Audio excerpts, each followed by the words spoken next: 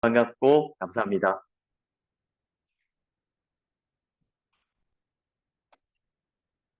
자, 그러면 제가 준비한 교육 자료를 공유하도록 하겠습니다.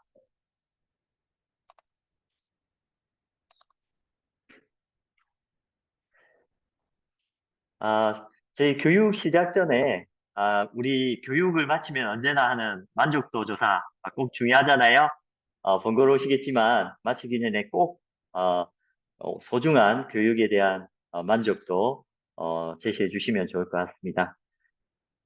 오늘 교육 주제는 우리 경남의 희망나는 통합돌봄 사례와 방향이라는 주제를 설정하였습니다. 저희가 2019년 10월에 커뮤니티 케어 김해센터를 시작으로 현재까지 만 5년, 이제 횟수로는 6년 차에 접어들었는데요. 그 6년간의 우리 통합돌봄 시범사업 지역을 잘 확인하고 또 옆에서 잘 볼 수 있는 기회가 저희한테 있었던 것 같습니다. 그 사례와 또 좋은 경험들을 함께 공유하고 혹시 더러 이 공유된 사례를 잘 활용하실 수 있으면 좋을 것 같습니다. 자, 그러면 저희 추진 배경부터 말씀드리겠습니다. 우리 지역사회 통합돌봄 왜 필요할까요? 너무나도 잘 알고 계시겠지만, 커뮤니티 케어라는 단어가, 불과 뭐 최근 5년 사이에 많이 불거져 나오고 있지만, 사실 저희에겐 좀 생소하게 느껴지기도 하고, 과연 이게 뭘까? 암담하고 좀 갑갑한 느낌도 없지 않아 있을 것 같습니다. 그래서, 커뮤니티 케어가 사실은 우리 지역사회 복지, 사회복지 현장에서 늘 해오고 있었던 부분이고, 그 늘 해오고 있던 커뮤니티 케어가 과연 어떻게 하면 이 시범 사업을 통해서 잘 묶여질까를 한번 같이 고민해 보면 어떨까 하는 생각이 듭니다. 잘 아시겠지만 의료 요양 등 지역 돌봄의 통합 지원에 관한 법률이 올해 2월 제정되었고 내후년 2026년 2월부터 전국에 시행될 예정입니다. 우리 경남은 2021년 12월부터 우리 전국 법률안 이전에 경남형 지역사회 통합돌봄 조례를 제정하였고 그 조례에 기반해서 저희 보건복지부 선도사업을 포함한 경남만의 커뮤니티 케어 통합돌봄 사업들을 계속적으로 이루어오고 있습니다. 저희 경남형 조례에 좀 특징이 있다면 통합 지원 대상자의 안전 및 건강 상태, 그리고 인공지능, 사물, 인터넷 등의 정보통신 기술을 가미한 어떻게 하면 어르신들 또는 돌봄이 필요한 대상자들이 요양병원이나 요양원 또는 거주시설로 되도록이면 건강한 그때까지 어느 정도 자립생활이 가능한 그때까지 생활할 수 있게끔 네 가지 영역으로 지원하는 제도라고 보시면 됩니다. 추후에 이 네 가지 영역별 세부 사업들을 저희 센터 자체 우수 사례와 또 각 시군의 우수 사례를 한번 공유 드리도록 하겠습니다. 우리 커뮤니티 케어 하면 왜 필요할까요? 돌봄 수요 증가, 저출산 고령화 이런 말들 최근 많이 나오고 있잖아요. 비단 우리 보건복지부 사업뿐만이 아닙니다. 다양한 부처별 사업들, 특히 농촌 협약 사업, 또 보건 의료 서비스 사업, 그리고 주거 복지, 다양한 영역에서 커뮤니티 케어, 지역 돌봄의 목적, 가치들이 부각되고 있는 실정입니다. 왜 그럴까? 들여다보면 우리 생산 연령 인구라고 나옵니다. 하나의 요인 중에 하나인데요. 현재 2024년 기준으로 약 10명 중에 7명이 3명의 돌봄 대상자를 부양할 수 있을 정도의 부양비가 나옵니다. 근데 2040년, 이제 얼마 안 남았죠. 2040년이 되면 10명 중 5명 또는 10명 중 4명을 저희가 부양해야 됩니다. 뭐 어떻게 보면 반을 부양해야 돌봄을 제공해야 할 대상이 될 수 있다. 그러면 이 가중한 돌봄 수요를 어떻게 공공에서 어, 제공할 것인가, 지원할 것인가에 대한 걱정이 시작되었던 거죠. 그래서 그러면 지역에서 돌봄이 좀 이루어지면 좋겠다. 최근 좀 가시적으로 나오는 것들이 최근 가시적으로 나오는 것들이 지역 소멸 그리고 인프라가 부족한 지역의 어떤 응급 환자들이 특정한 교육인 특정한 병원 제가 죄송한데 뭐 어떤 메모가 켜져 있는 것 같은데요. 한번 좀 점검해 주시고요. 여튼 특정한 지역 내에서 돌봄이 이루어질 수 있게끔 민민케어, 집에서 돌봄 서비스를 제공받을 수 있게끔 하는 지역 조직화의 사업들이 부각되고 있습니다. 그래서 저희 아까 네 가지 영역이라고 말씀을 드렸는데요. 저는 첫 번째로 우리 복지 현장에서 이 지역 조직화, 지역 주민과 함께하는 민민케어에 한번 집중을 해보면 어떨까라고 생각이 듭니다. 그리고 두 번째는 급속한 고령화 저출산으로 인해서 이제 가족이 돌봐야 할 대상이 이제 핵가족화되면서 예전에는 개인 중심의 돌봄에 집중해왔다면 이제는 공적 영역의 돌봄으로 접근해야 된다. 그래서 돌봄의 국가 책임제를 고민해야 할 단계가 돌입되었다. 이렇게 보고요. 그런 측면 안에서 보면 주요한 방향 하나가 의료 서비스입니다. 여튼 내가 건강해야지만 내 집에서 또 내 마을에서 내가 익숙한 환경에서 거주하실 수 있잖아요. 그래서 1인 가구 증가에 대한 의료 돌봄 서비스를 어떻게 하면 확대할 것인가. 이 부분도 중요한 지점이 됩니다. 그런데 의료와 돌봄, 사실 우리 커뮤니티 케어를 고민하기 이전 단계에서 사실 잘 매칭이 되지 않는 어떤 영역이잖아요. 의료 복지라고도 하고요. 이 의료 복지가 왜 연계가 돼야 될까를 고민해 보면 우리가 이제 의료 서비스, 보건 서비스 이렇게 이제 저희가 표현하기도 하는데요. 특히 보건 영역에 한해서는 우리 보건소 사업들이 있습니다. 찾아가는 보건복지 서비스, 또 제가 의료 서비스 이런 사업들이 이루어지고 있고요. 또 지역별 지역사회보장협의체라는 개념에 빗대어 또 건강보건위원회가 운영이 되고 있죠. 지역사회보장협의체는 뭐 돌봄, 복지, 주민자치 영역이라고 보면 보건위원회 같은 경우에는 지역 내 보건 주민들로 구성된 지역 자립 보건 서비스를 만들어 보자는 그런 개념입니다. 근데 이 두 개 사업이 사실은 조금은 유사한 부분이 있다는 거죠. 가령 이런 겁니다. 우리 복지관에서 수지침을 각 경로당 활성화 사업의 일환으로 마을회관에 가서 놔드리는 부분도 있을 수 있고요. 또 다른 건강위원회 또는 제가 보건서비스의 일환으로 또 수지침을 놔드리는 경우들도 들어 있었습니다. 제가 이제 목도한 경험인데요. 오늘 월요일에 복지관에서 수지침을 놔주면 수요일에 보건소에서 또 수지침을 놔주고 이게 너무 좀 비효율적이지 않는가. 그래서 이왕이면 보건의료, 돌봄이 같이 연계해서 통합적으로 다양하게 접근을 하면 좋겠다. 이런 체계에서 보건의료 서비스가 복지와 연계해야 한다는 필요성이 어필이 되었습니다. 그리고 어, 퇴원 환자, 우리 퇴원 환자분들이 지역에 돌아오시면 어느 정도 급성기 질병을 치료하고 퇴원을 하시면 보통 1인 가구 어르신들이 많잖아요. 집으로 돌아오셨을 때 당면에서 바로 일상생활을 하기가 어렵습니다. 그래서 일부의 복지 서비스, 의료 서비스를 재가 서비스로 집에서 지원받을 수 있게끔 연계하는 것이 필요하다. 그러려면 퇴원 환자에 대한 정보를 어, 면밀하게 또 긴밀하게 소통하고 공유해야 한다. 이러한 지점이라고 이해해 주시면 좋을 것 같습니다. 그리고 또 한 가지 저희가 추가적으로 하는 것은 주거의 영역은 나중에 한 번 더 말씀을 드리고요. 민간의 ICT.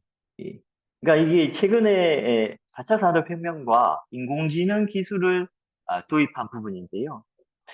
취약 시간, 그러니까 야간, 주말, 공휴일, 우리 이제 대면 휴먼 서비스 같은 경우에는 같이 거주하지 않는 이상 24시간 365일 서비스를 제공받으시기 어렵고 또 응급 상황에 저기하게 대응하기가 어려운 부분이 있습니다. 상시 그러한 공백 시간을 인공지능 AI 스피커나 뭐 인공지능 돌봄 로봇이나 또 다양한 센서들을 활용해서 24시간 간제해서 지원하는 안부 확인하는 그러한 서비스들이 최근 많이 부각되고 있고 실시되고 있는 시범적으로 실시되고 있는 그런 사항입니다. 자, 그러면 저희가 지역사회 통합돌봄의 어르신, 노인에 관해서이지만 커뮤니티 케어의 필요성에 대한 연구조사 2020년 노인 실태조사를 보면 56.5%가 내가 지금 조금은 불편해도 내가 살던 곳에서 여생을 마치고 싶다. 반 이상이 내가 살던 집이나 주변에서 여생을 보내고 싶다라는 욕구 조사가 있었습니다. 반면에 우리 실제 어, 의료기관에서 또는 특정한 요양병원에서 사망하는 비율을 보면 78%가 의료기관에 또는 요양병원에서 사망하는 비율이라는 거죠. 뭐 소위 말해 쉽게 말하면 10명 중에 8명 가까이 되는 분은 뭐 저를 포함해서 지금 듣고 계시는 한 80% 가까이 되시는 분은 병원에서 사망하신다. 이렇게 보고요. 조금 뭐 하지만 예전에 이 객사라는 말 많이 했잖아요. 우리 10명 중 8명은 객사할 가능성이 높다는 거죠. 반대로 선진국에서는 호스피스 또는 제가 의료 서비스가 발달되어서 한 반수 이상은 집에서 생을 마감하는 비율이 예, 나옵니다. 우리나라와는 대조적인 부분이고요. 그래서 아, 그리고 또 하나 우리가 지금 제기되는 문제는 사회적 비용입니다. 저출산 고령화, 아까 인구 부양비도 말씀을 드렸는데, 가령 건강보험 노인 진료비가 2016년 기준 25조 원, 38.7%였습니다. 근데 이제 내년이죠. 25년입니다. 거의 2배 이상 되는 58조 원이 예상됩니다. 노인 건강보험 진료비를 말씀드리는 거고요. 2배 이상 이제 가중되는 비용이 생기는 거죠. 또한 의료급여 노인 진료비 2016년 기준으로 3.1조 원, 46.3%입니다. 내년도 노인 진료비를 예측하면 5.7조 원, 역시 2배 가까이 되는 비용이 증가될 예정이고요. 치매 관리 비용, 의료비, 간병비, 장기요양보험 급여를 포함한 합계입니다. 2016년에 예측치가 13.6조 원, 0.83% GDP 대비 비율이었다면 이제 5년 뒤인 30년에는 34.3조 원, 2배 이상 되는 비율로 사회적 비용이 발생될 예정이다. 이 가중한 비용을 누가 부담해야 되나? 우리가 지금부터 준비하고 절감할 수 있는 부분들은 절감하고 또 효과적인 사업들을 만들어내어야 하는 단계에 이르렀다는 거죠. 그래서 고령사회에 대한 지역사회 통합돌봄 AIP, Aging in Place, 내가 사는 곳에서 늙어가겠다.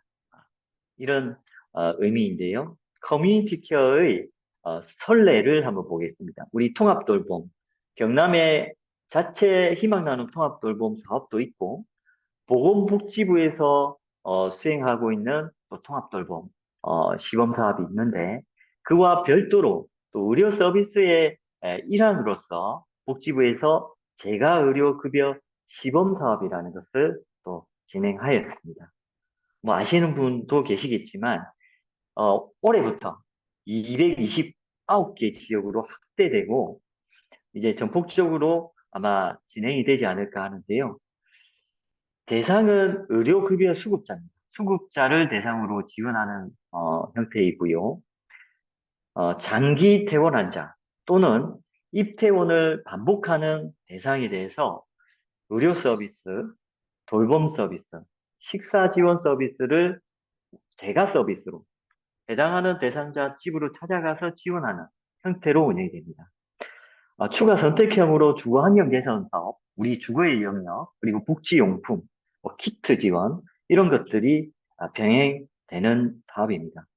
월 대상자 1인당 72만 원의 예산 지원이 있고요. 한도가 72만 원까지입니다.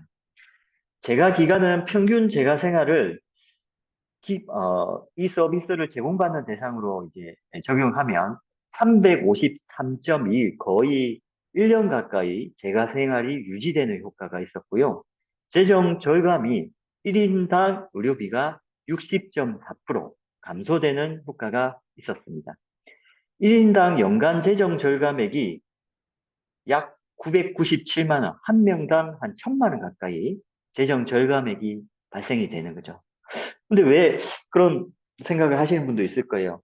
병원에서 가는 자부담과 뭐 많이 차이는 있을 수 있겠지만 이렇게 1000만 원 가까이 많이 나는 이유가 뭘까? 그거죠. 이제 사회적 비용까지 감안을 한다면 2천만 원보다 훨씬 많아질 겁니다. 그 해당하는 기관을 운영하는 운영비, 그리고 전기세, 거주비, 또 다양한 인력에 대한 인건비 이런 것들을 포함하면 이보다 훨씬 많아질 수가 있죠. 그리고 이제 이 서비스를 받은 대상에 대한 만족도를 보니까 전반적인 서비스 재가 생활 만족도가 88%고 재입원을 고려하지 않는 대상자 중에 79%이더라. 굉장히 큰 효과가 있다를 말씀을 드리고 싶어서 제가 가져와 봤습니다.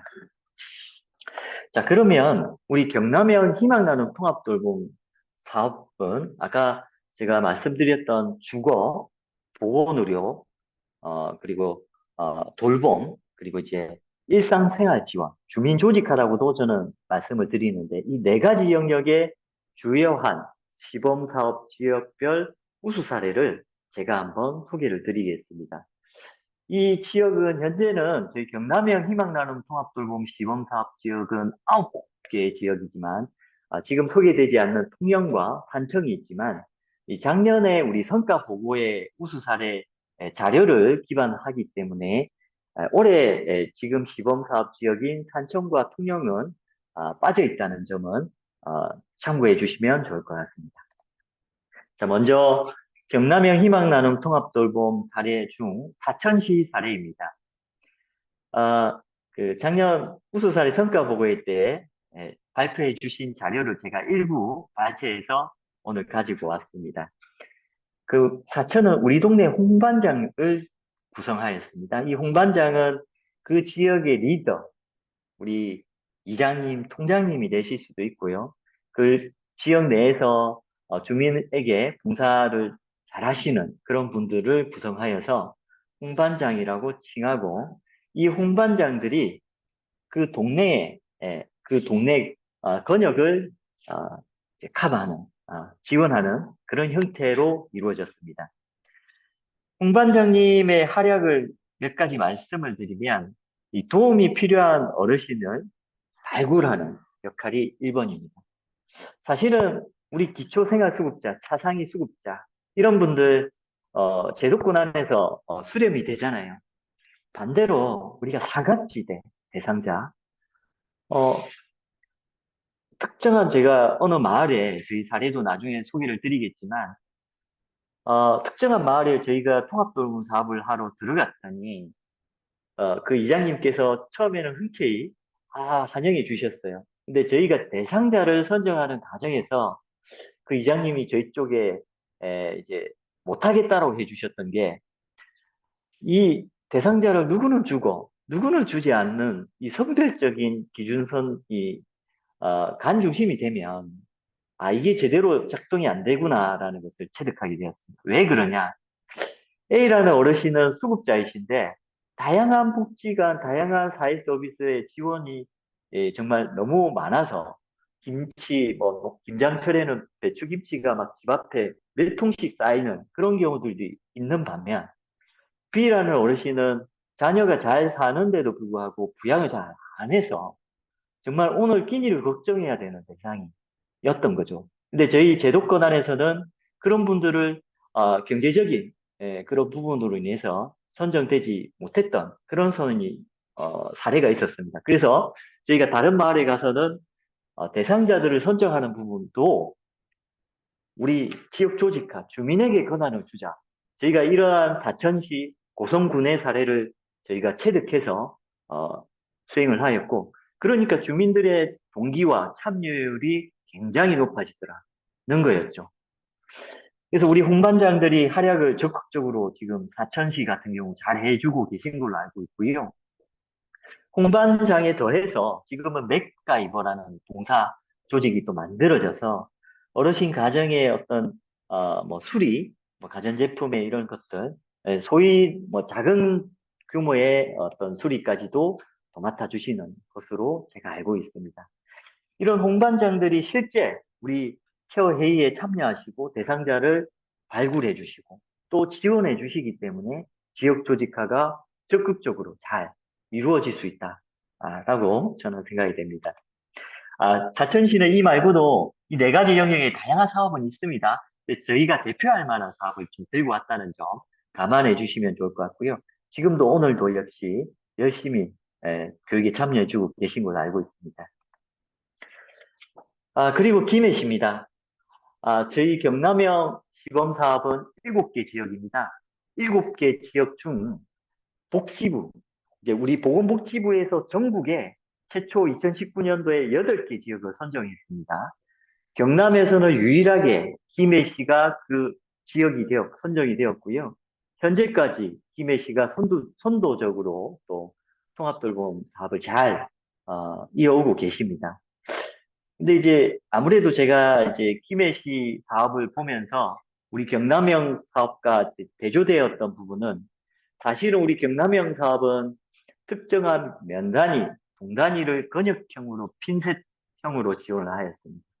그러니까 한정된 예산과 한정된 조직 역량을 활용해서 운영이 되어져야 했기 때문에 특정한 면 단위 지역을 어, 어, 좀 한정적으로 정해놓고 시작을 하였던 반면 우리 김해시 사례는 보건복지부 선도사업을 통해서 예산을 좀 배정을 많이 받으셨고 많다고 보면 좀 그렇고요. 충분치는 않을 수 있지만 어느 정도 잘 운영할 수 있게끔 예산을 배정을 받으셨고요. 그 예산을 바탕으로 해서 노인복지과, 지금 현재는 노인복지과 내에 돌봄 전담 부서가 만들어졌습니다. 최초에는 아마 시민복지과 내에 만들어진 걸로 알고 있고요. 어느 정도의 어떤 조직 개편 이후에 노인복지과의 돌봄팀에서 현재는 사업이 운영이 되고 있는 걸로 알고 있습니다. 우리 김해시 같은 경우에는 또 특징적인 것은 제가 말씀드렸던 통합지원 창구, 그러니까 면 단위, 동 단위를 모두 다 지원하기 때문에 대상자들이 많이 발굴될 수 있는 구조적인 부분이 있었고, 그 지역 내에 다양한 인프라를 활용할 수 있는 그런 장점들이 우리 경남형 시범사업에 비해 더 좀 장점이 되었다라고 저는 생각을 합니다. 그리고 추가적으로 다양한 부처별, 주거사업, 돌봄, 보건사업에 대한 유기적인 협력 구도들을 잘 만들어냈다. 지역 케어 회의를 한 달에 한 번씩 수행하면서 각종 수행기관 또 역량이 있는 연계기관들이 모두 참여하셔서 대상자를 선별하고 또 지원하는 체계를 갖추었다. 이런 지점들은 굉장히 주목할 만한 사례이지 않는가 하는 생각을 가져보았습니다.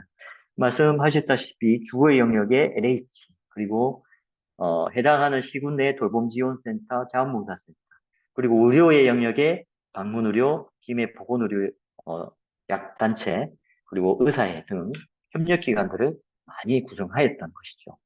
그리고 돌봄의 영역, 기타 영역. 우리 김해시 농촌활성화지원센터나 김해시 도시재생지원센터 그리고 농촌 협약 사업, 농촌 중심지 활성화 지원 사업, 이런 부분과도 협력을 모색하는 지점이 굉장히 조직 체계를 잘 구성했지 않는가 하는 생각을 합니다. 그리고 안내창구 역시도 다원화하여서 대상자들의 다양성 그리고 대상자들의 접근성을 강화했던 지점 사례가 좀 충분히 좋은 사례가 되지 않는가 이런 생각을 해보고요. 그래서 김해시 주요 사업 및 수행 기간을 보시면 네 가지 영역에 또 각종 뭐 제가 알기로는 인재 건설이 협동조합으로부터 시작된 걸로 알고 있고요. 김해 돌봄 지원센터나 이런 부분들이 주민자생적으로 또 지원을 할 수 있는 방안들을 굉장히 고민을 많이 하고 있는 것으로 알고 있고요. 사실 저희 센터가 김해에 있을 때 또 같이 함께 대상자를 선정하고 사정했던 그런 상황이기도 했습니다. 실제 제가 이제 병원에 찾아가서 퇴원을 앞둔 환자분들에게 찾아가서 이제 욕구 사정을 하기도 했고요. 그리고 요양 돌봄의 영역, 보건의료 영역, 인프라, 네트워크. 특히 보건의료 영역의 방문의료 지원센터를 김해시 종합재가센터 내에 설치하고 특정한 지역 내에 촉탁이 2명을 지정을 해서 그 촉탁이 전문의 의사가 어르신 가정에 가서 의료 서비스를 제공하는 그런 시범적인 형태가 주목할 만한 부분이지 않는가 이런 생각이 듭니다. 예. 그리고 이제 다음은 우리 의령군입니다. 의령군. 의령군도 보건의료 서비스에 조금은 좀 특색이 있는 사업들을 하셨다라는 부분이고요. 의령군 같은 경우에는 지역의 약사회와 협약을 맺으셔서 그 지역 내에 그 약국을 운영하시는 약사 2명을 이제 해당하는 어르신 가정에 재가 서비스로 지원하는 형태였습니다. 이 2분이 직접 어르신 가정에 가셔서 드시고 계신 약이 가라앉지 또 드시고 계신 약의 어떤 복용법이나 약물 증상 관리를 해주셨고요. 그리고 약 달력이나 이런 약을 제대로 잘 드실 수 있게끔 지원하는 물품들을 드리기도 했고 오래된 약들을 수거해 오시기도 하셨고요. 또 응급 관련된 의약품들을 지원하는 그런 형태들도 있으셨습니다. 약사회와 또 약사와의 그 수가를 매겨서 일부 제가 방문 상담을 하실 때그 수가를 지원하는 형태로 이루어졌고요. 그런 상황입니다. 그리고 함안군은 제가 이제 함안군에 가서 봤던 정말 우리 지역 조직화 그리고 지역 조직화를 통한 사회적 경제의 모형을 이런 식으로 만들면 좋지 않겠는가 하는 생각을 해봤습니다.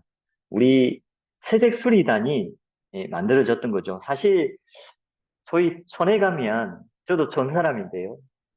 어머니도 지금 산청에 계시고요. 세댁수리단 우리 세댁들이 그래도 찾아보면 있습니다. 이 젊은 세댁들이 또 의지가 있어요. 서로 네트워크도 형성하고 정기 모임도 가지고 또 정보도 교류하고 이런 세대들에게 간단한 집수리에 대한 교육을 해 주시고 그 교육을 통해서 이분들이 우리 동네 어떤 A 어르신 집에 가셔서 뭐 어떤 방한 용품을 설치해 주기도 하고 또 간단한 집수리를 해주시기도 하고, 이런 사업들을 하신다더라고요. 그게 봉사와 또 나아가서는 사회적 경제 영역으로 좀 접근을 해본다면 좋은 사례가 되지 않을까. 그리고 우리 세대분들이 아, 생기발랄 하시잖아요. 어르신 가정에 가시면 굉장히 좋아하시죠. 젊은 세대가 와서 인사하고 말벗도 해주시고 또 이 젊은 세대들이 어르신의 욕구도 좀 파악해 주셔서 우리 시군 시군의 대상자의 어떤 서비스 지원의 연계 체계도 만들어지고 좋은 사례가 되지 않는가 하는 생각이 들었습니다. 이 세색수리단이 YTN 뉴스에 제가 나온 걸로 알고 있고요. 이 사진은 수리를 하는 그런 활동 사진입니다. 방한 용품이나 이제 그 보시면 전등을 교체하거나 문고리를 수리해 주시거나 방충망을 교체해 주는 그런 활동들을 하셨고 말벗이나 정서적 지지 활동들이 있었던 걸로 알고 있습니다. 네, 다음은 창녕군입니다. 창녕군은 우리 어르신들 마지막 복지 배웅 서비스라는 사업을 하고 있는데요. 돌봄 대상자 중에 사망하시는 분이 계시면 그 유품을 정리를 해야 되는데 그 무연고자인 경우에는 이 유품을 정리할 사람도 없고 방법도 없는 거죠. 이 사후 유품 정리에 대한 서비스를 제공했던 부분이고요. 그것이 지역 케어 회의에 상정이 되고 그 대상에 대한 정리들이 이루어진 사례가 되었던 것으로 알고 있습니다. 그리고 이제 마지막으로 하동군 사례입니다. 하동군은 마지막이 아닙니다. 죄송합니다. 한 군데 더 있죠. 하동군은 저장 강박이 있는 대상자 가정을 우리 케어 매니저 선생님께서 발굴하게 되었고, 알게 되었고, 인지하게 되었고, 이분에게 저장 강박에 대한 부분을 정말 설득 끝에 예, 집 정리를 해드리고, 다양한 클린버스 지금 이제 희망 나눔 통합돌봄 사업 중에 공통사업이 있는데 지역자활센터와 연계한 클린버스 사업이 있습니다.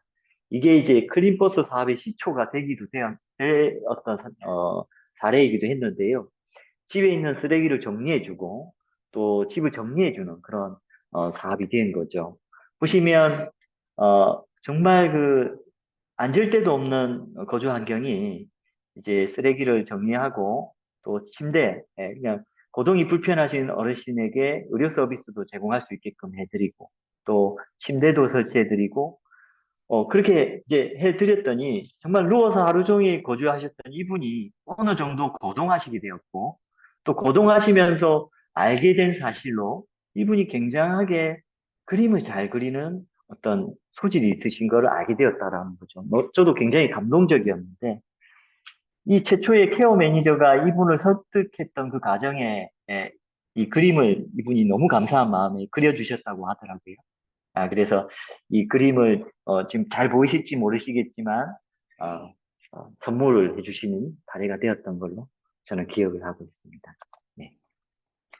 그리고 이제 우리 항상 경남의 희망 나눔 통합 돌봄 사업에 정말 우수 사례로서 늘 애써주고 계시고 또 늘 행사도 수고하시고 계시지만 행사도 꼭 또 챙겨주시고 하셔서 정말 감사한 말씀 지금 이 자리를 빌려서 드리고요. 항상 거창군이 우리 통합돌봄의 선두적인 경남형 희망나눔 통합돌봄의 한정에서 선두적인 지금 역할을 하고 계십니다. 사업 추진 체계들을 보시면 거창군청의 복지 정책과 그리고 거창군 자체적으로 뭐 다른 지역도 김해도 그렇고 다른 지역도 있지만 자체적으로 또 어, 조례를 통과시키고 그 조례에 입각해서 전폭적인 군 차원에서의 통합돌봄 사업이 이루어졌습니다. 제가 지금 여기서 좀 말씀을 드리고 싶은 것은 이 커뮤니티 케어가 제대로 잘 운영이 되려면 우리 군 차원에서 전폭적인 관심과 좀 지원이 좀 필요하다라는 말씀을 좀 드리고 싶습니다. 거창군 같은 경우에는 군 수님의 어떤 공약 사항이시기도 했던 걸로 알고 있고요. 그래서 조직 체계가 완비될 수 있게끔 그 조직 구조를 먼저 만들고 사업이 운영되어서 활성화가 잘 되었다라고 저는 개인적으로 생각을 합니다. 또 그 안에는 우리 유수상 원장님 같은 지역의 리더들이 정말 선도적으로 잘 열의를 가지고 임해 주셨기 때문에 가능한 일이 되었다고 생각을 하고요. 그래서 추진 체계도를 보시면 TF 자문단, 물론 다른 6개 지역도 마찬가지지만, TF 자문단을 구성하고 지역사회 보장 협의체를 통해서 그 거창군 내에 현재는 3개소를 운영할 예정으로 알고 있는데, 통합돌봄 지원센터를 만들었습니다. 건역, 남하건역, 그리고 이제 읍을 중심으로 해서 만들어서 이 통합지원센터를 통해서 4가지의 사업들이 전폭적으로 이루어지고 있고 그 지역사회보장협의체 내에 주민 자생조직과 우리 케어 매니저의 어떤 오랜 기간 이 업무를 해주신 걸로 알고 있는데요. 참 기륭한 분이라고 저는 생각합니다. 이 케어 매니저의 어떤 역량과 동기에 또 많은 부분을 집중하고 있다라고 저는 생각이 들고요. 그래서 이제 일상생활 건강의료 주거지원 요양돌봄 서비스 이렇게 다양한 사업들이 이루어지고 있습니다. 사실 보면 뭐 명칭만 보더라도 어느 정도 다 이해가 되실 거고요. 뭐 돌봄 택시를 운영해서 병원 이동이나 특정한 병원 동행인 서비스를 제공할 수 있게끔 지금 제공하고 있는 것으로 알고 있고요. 근데 이제 제가 특징적인 하나의 사업만 조금 말씀을 드리면 뭐 너무나도 잘 알고 계시겠지만 공유 냉장고 사업입니다. 공유 냉장고 사업에 대한 보도 자료가 있는데요. 그거 한번 보고 다시 말씀을 드리겠습니다. 혹시 공유 냉장고라고 들어보셨나요? 주민들이 자발적으로 음식이나 생필품을 넣어두면 필요한 사람들이 가져가서 이용할 수 있는 제도입니다. 거창 지역의 공유 냉장고에 주민들이 활발하게 참여하고 호응도 좋다 보니 거창군이 모든 읍면으로 확대하기로 했습니다. 정성호 기자가 취재했습니다. 거창읍의 공유 냉장고 찾아가는 나눔 곳간. 밀가루와 설탕, 소금, 케이크와 음료수 등 가공식품들이 즐비합니다. 자원봉사자가 기르고 수확한 사과와 무도 냉장고 한 켠을 차지했습니다. 두통약과 파스, 밴드 같은 상비약도 종류별로 비치돼 있고 세제와 휴지 등 생필품도 있습니다. 지난달 문을 연 나눔 곳간은 지역 업체와 자원봉사자 등 한 달 만에 모두 37곳에서 기부를 했고 이용자는 200여 명을 넘었습니다. 거동이 불편한 이웃들에게는 직접 가져다 주기도 합니다. 어르신 필요한 거 이제 있으면 여기에 물품이 있으면 이제 그걸로 위주로 갖다 드리려고 노력하고 있어요. 그래서 오늘 필요한 걸 가지러 왔습니다. 거창 지역 공유 냉장고는 지난해 4월 남상면에서 처음 시작했습니다. 마지막으로 문을 연 가북면을 포함해 1년 만에 12개 읍면 전역으로 확대됐습니다. 보물창고와 우리 동네 행복냉장고, 곰내미 나눔터 등 이름도 다양한 공유 냉장고는 지역 사정에 맞게 규모와 운영 방법을 정해 주민들이 관리하고 있습니다.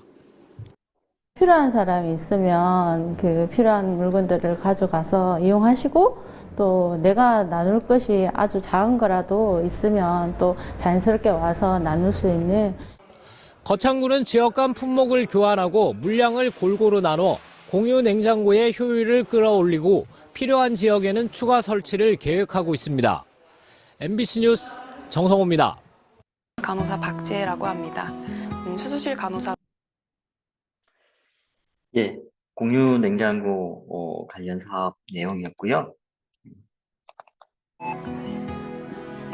국경 의사회가 없다면 현재 예, 국경 없는 의사회가 잠깐 나왔는데요.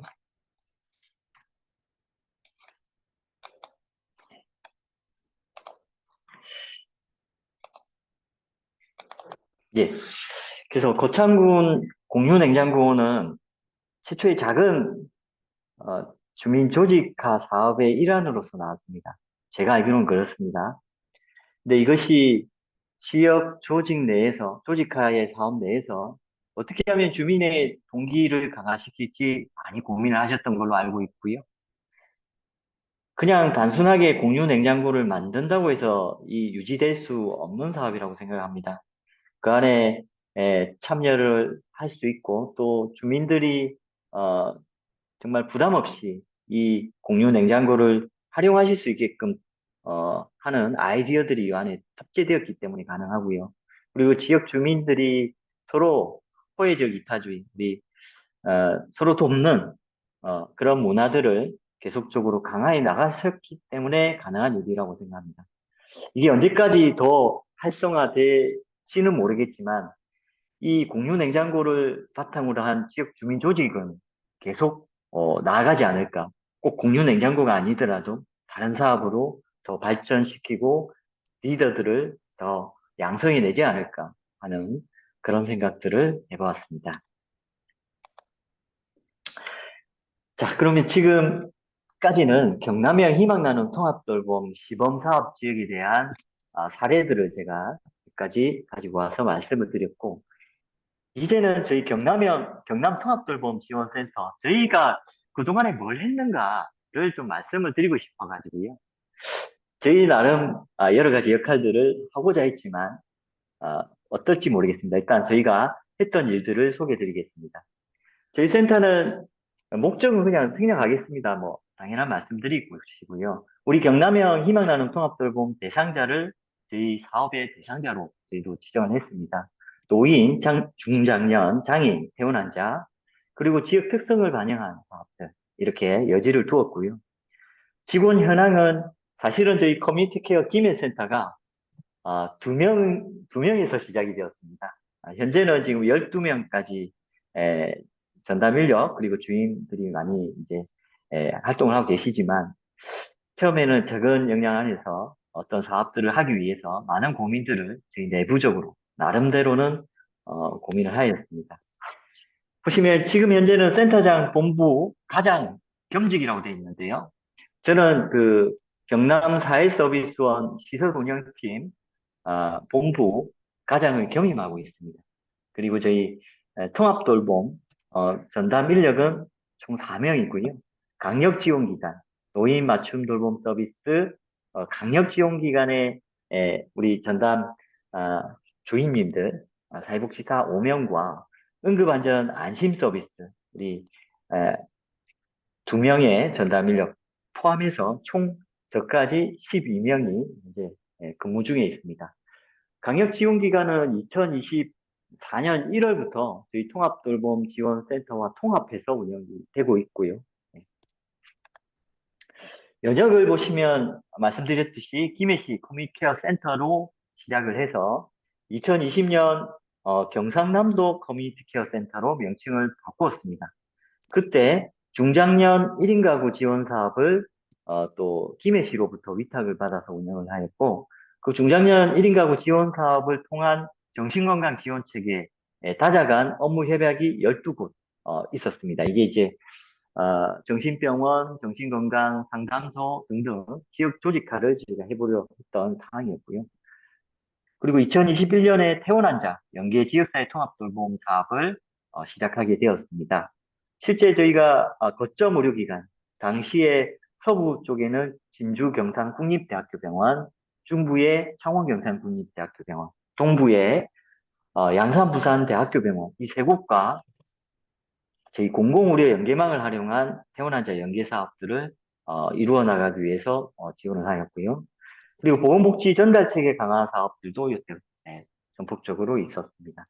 그리고 2022년에 경영평가 우수기관 선정으로 저희가 이제 저희 통합돌봄 지원센터 사례들이 우리 경상남도 사회서비스원의 우수 사례로 나가게 되었던 부분이 있었고요. 2023년도에는 저희 경상남도 통합돌봄 지원센터에 아까 조금 전에 말씀드렸던 강력지원기관과 통합 운영하게 되었고, 2024년입니다. 예, 통합 운영하게 되었고, 또 2023년, 죄송합니다. 이게 오타입니다. 2024년이고요. 2023년도에 보건복지부 사회기술 혁신 분야 최우수상, 장관상을 수상하였습니다. 이게 이제 2023년도 사례를 가지고 2024년도에 저희가 이 상을 수상하게 되었습니다. 경남형 희망나눔 통합돌봄 사례, 저희가 김해시에 위치하고 있을 때 저희가 이제 각 지역별 시범사업 지원도 있었지만 저희 나름의 어떤 테스트베드 그리고 또 수행 경험들을 만들어내야 되겠다 하는 측면에서 김해시 생철마을 농촌 협약 사업의 일환으로 조성된 SOC 사업의 일환으로 주민들이 무척 사랑 카페를 김해시 건설가에서 이제 주민과 협업해서 지었고요. 그 카페 운영권은 영농조합법인에 주었습니다. 부녀 회원들로 구성되어 있는 영농조합법인에게 카페 운영권을 드렸던 거죠. 근데 저희가 지원했던 2019년도에는 코로나 시국이었기 때문에 사람들이 대면 활동을 하기가 굉장히 어려웠고, 이 무척사랑 카페의 이제 공과금을 내는 부분도 조금은 여의치 않은 상황이었습니다. 그래서 저희 센터가 이 지역사회 조직화 사업의 일환으로 들어가게 되었고, 월 50만 원의 부식비만 드리면 이 주민들로 구성되어진 통합돌봄위원회 위원분들이 밑반찬을 한 달까지는 아니지만 그래도 어느 정도 일정 기간 드실 수 있는 밑반찬을 만들어서 배달까지 해줬던 사업이었습니다. 그 사업을 하다 보니 건강보험공단에서도 건강 어, 커뮤니티 케어 사업을 이제 하려고 하셨고요. 저희와 같이 협업을 하면 좋겠다라고 제안을 주셔서 협업을 했던 부분이었습니다. 그 건강보험공단과 협업을 하는 중에 또 중간에 농촌 협약 사업을 지원하는 농촌 마을 만들기 지원센터라는 김해시 농촌 마을 만들기 지원센터에서도 저희 쪽으로 협업을 요청을 해서 이 세 개의 유관 기관들이 이 마을에 접근하게 되었고, 이 통합돌봄 시범사업을 제가 단편적으로 이제 말씀드리기 뭐하지만, 제가 해본 이 사업에 빗대어 말씀을 드리면, 많은 예산이 들어서 하는 사업이 아니다라는 생각을 가지게 되었습니다. 우리 커뮤니티 케어 사업은 통합 돌봄이 잘 이루어질 수 있게끔 만드는 전달 체계의 강화 사업이고, 전달 체계를 강화하기 위한 자원 연계에 초점을 좀 맞춰야 되겠다라는 생각을 이때 하게 되었습니다. 죄송합니다. 네, 말씀드리면 안 되는데, 김해시 내에 A 마을은 저희가 아까 조금 전에 말씀드렸던 그 대상자를 선별하는 그런 부분에 있어서 지역 리더의 어떤 반감을 사게 되는 계기가 되었고, 그 선행된 학습을 통해서 우리가 무척사랑 생철 마을에 들어가게 되었던, 잘 운영이 되었던 그런 계기가 되었다고 좀 생각이 듭니다. 네. 그래서 저희 이때 2021년, 22년도였는데요. 어떻게 하면 마을 내의 주민들을 동기화하고 조직할 것인가를 저희 나름대로 한번 만들어보자 이런 의견이 있었습니다. 근데 뭐 사실은 깊은 고민을 하지는 않았고요. 한 40분 정도 이렇게 저희 이 직원들과 주민들 그리고 이 협력기관들이 모여서 대략 만들었던 이 도시라고 보시면 됩니다. 그때 그걸 그냥 그대로 제가 들고 와봤는데요. 제가 또 가공하면 그때의 어떤 사항이 또 훼손될 수 있을 것 같아서 그대로 가져왔습니다. 마을 리더와의 소통, 공감대, 어떻게 하면 할까?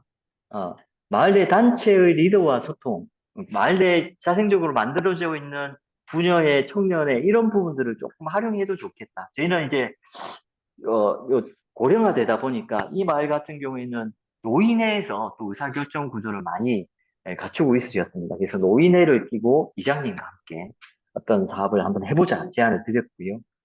저희가 이제 정형화된 계획안을 들고 가지는 않았습니다. 이 마을 내 지역 케어 회의를 통해서 마을 회의를 통해서 어떤 사업을 할지를 그 마을의 주민의 목소리를 통해서 만들었고요.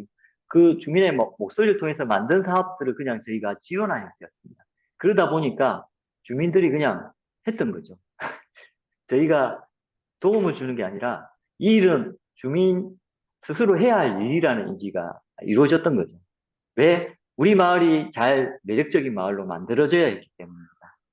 매력적인 마을이 되려면 관광산업도 발달되어야 되고 우리 마을의 어르신들이 잘 생활할 수 있게끔 돼야 되는 거잖아요. 그래서 그런 인식들을 마을 주민들에게 저희가 가미하는데 정말 노력을 하였습니다. 그래서 그 의욕이 있는 마을에 입지가 있는 그 리더들의 저희가 선출을 했고 정말 진짜 이름만 이렇게 하시는 분이 아니라 실제 참여하실 만한 분들을 사실은 쉽지 않은데 그런 분들 발굴하기 쉽지가 않은데 그런 분들을 모아서 마을 돌봄위원회라는 걸 만들었습니다. 그러나 우리 마을에는 우리 이제 예전 가부장적인 뭐 어떤 사회에서 우리가 컸잖아요. 마을에 제일 어른이 또 계셨습니다. 마을에 제일 어른이 계시더라고요. 마을마다. 그분이 노인 회장님으로 저희는 판단을 했습니다. 그래서 마을 노인 회장님을 필수적으로 모셨습니다. 그리고 이장님 모시고 그 마을의 현안들을 같이 공부하는 그리고 같이 공유하고 우리 마을에서 뭐가 좀 문제일까요? 제가 여쭤봤을 때 그 이장님, 그 노인 회장님이 단순하게 이런 말을 하셨습니다.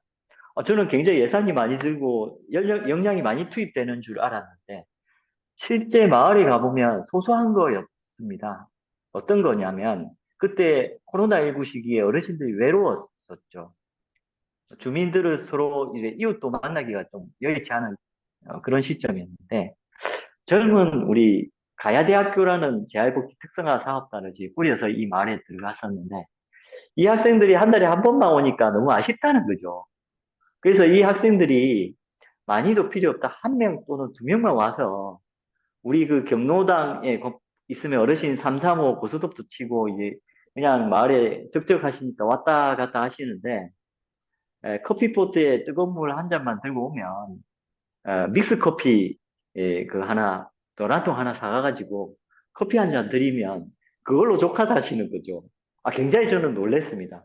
아, 우리 마을의 어르신들은 많은 걸 저희에게 원하시지는 않는구나라는 생각을 이때 하게 되었고요. 그러한 발단 한 가지 한 가지가 모여져서 마을을 좀 매력적으로 만들 수 있는 요소들을 찾을 수 있지 않았는가 하는 생각도 좀 했습니다.